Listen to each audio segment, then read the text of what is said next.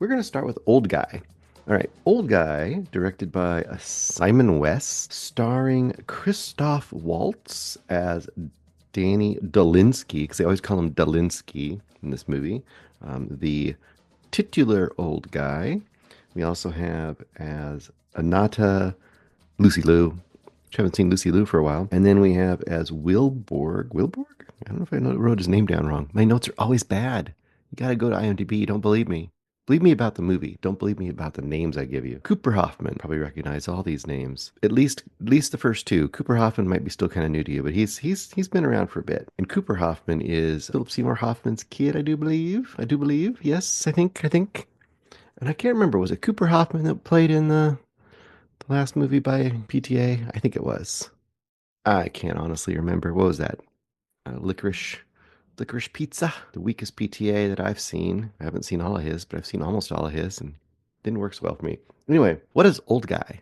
Old Guy starts out with Christoph Waltz, and once again, he's about my age, probably, 50s or something, maybe 60s. That's hard to say.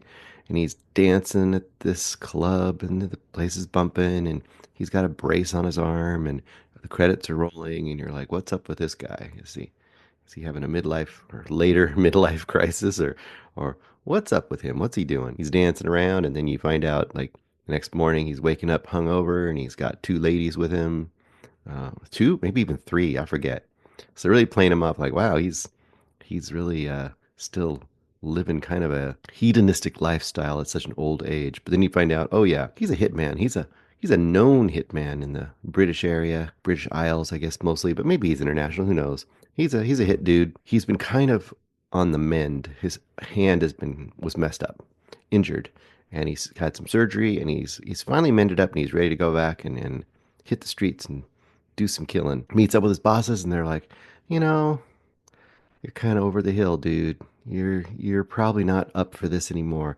But and he's not very happy with that, of course. Even though you're over the hill, you have some use. We're gonna let you mentor a young hitman we have. You're gonna go out with him, go over to Northern Ireland. We've got someone that needs to be taken out, and usually we would just send you to do the job, but we're gonna send this young guy to do it. But you're gonna make sure he's not getting too hot headed and staying on the path, and you can kind of give him some of your wisdom. So, as you might expect, Dolinsky's not very pleased by this idea. He's being saddled with this young, millennial Zoomer, whatever he is. He's just annoyed by all of the kid's habits. And the kid, of course, has no interest in the wisdom of Dolinsky. And that's the setup, right? Of course, we've seen versions of this before. Commonly, I mean, I guess you get this in crime too, but I think it's more commonly this is like a buddy cop movie kind of a setup, right? Old timer on his way out, paired with young brash upstart, and both of them have to learn to respect each other and learn from each other as part of their journey. Seven, I mean, Seven would be a very prime example of one of those kind of movies. But we had a lot of them. The question is it a good movie? Oh, so and then in their path, they also end up bringing Lucy Liu along, and she's a long time, not really a colleague per se, but someone, an acquaintance of Dolinsky. Dolinsky's known her forever. It's weird they bring her along though, but it doesn't matter. Anyway, so it sets it up as this kind of thing you've seen before, but this could be a lot of fun.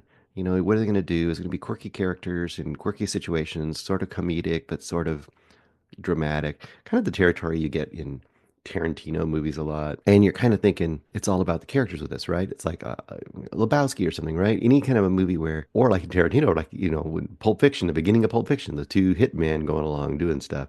It's about the interactions and the characters and all that are going to really drive you forward in a movie like this. Usually it's not going to be too action based, although there be some suspense and action, as part of the hits. Obviously there's danger there. And who are the people they are hitting? Are they gonna cause them danger as well? Is someone being set up or double crossed? Maybe. Okay, that's the setup. How well does it work?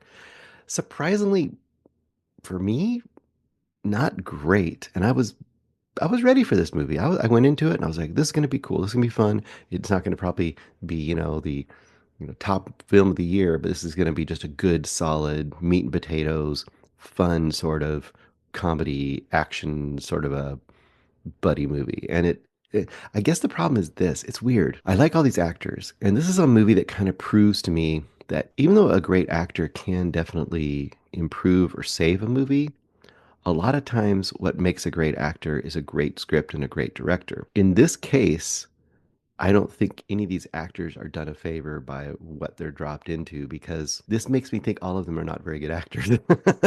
And I know they are because I've seen them in things where they've acted well. So the fact that they don't seem like very good actors in this movie means that something about the way this is produced, the people surrounding them did not help in the situation. The biggest thing I get out of this movie is, like I said, I want to see great interactions and quirky dialogue and really good characters.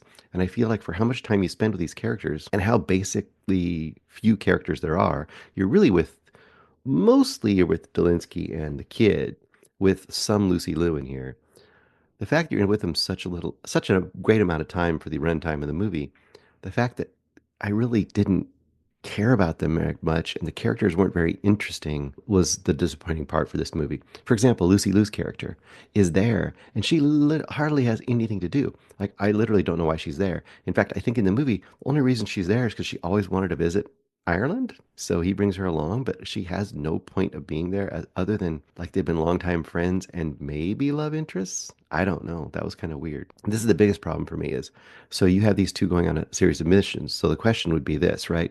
You would expect to see the kid doing the hits, but getting out of control and messing things up, and then Delinsky having to like, show him the way so he becomes better at his job and a little less hot-headed, and therefore the kid learning respect, and vice versa. Old man learning like, hey, I can learn a few new tricks from this young kid.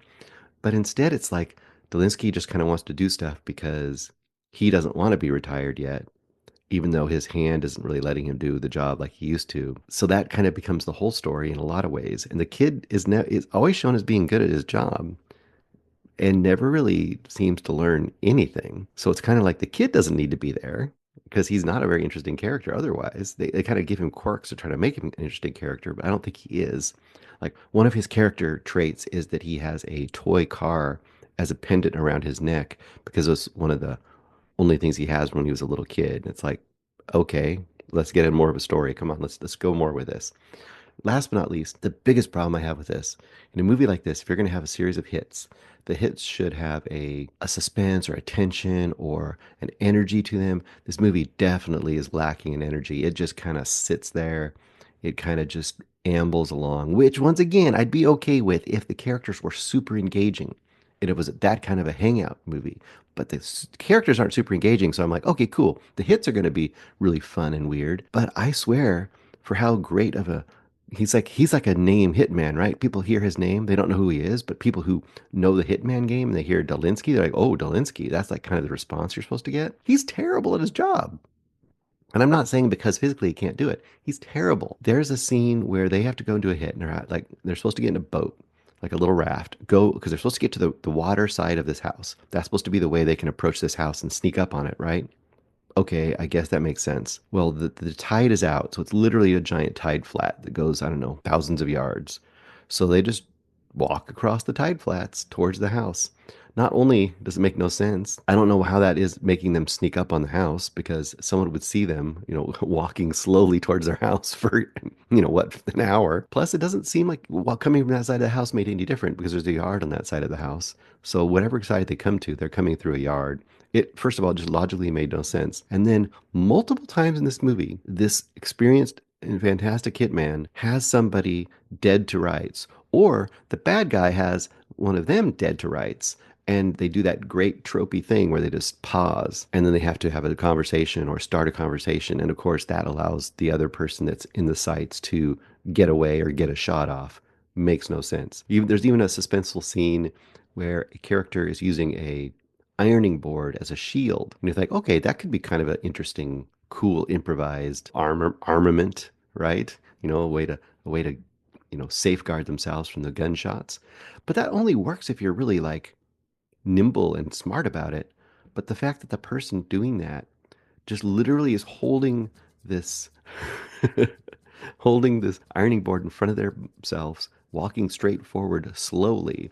And the other person that's going to shoot at them only shoots at the ironing board, not their feet or their legs or anything, as the person slowly advances. And the person shooting at them just keeps shooting at the ironing board until they run out of bullets and then just kind of dumb, stands there in a dumb stupor. I don't know if that's redundant, dumb stupor. Just kind of stands there waiting to get shot now. Stuff like that. You gotta have a little more oomph to a movie like this. If you're not gonna have the characters, you gotta have the action. And I think it kind of failed on both fronts. So unfortunately, I'm only at 2 stars on this.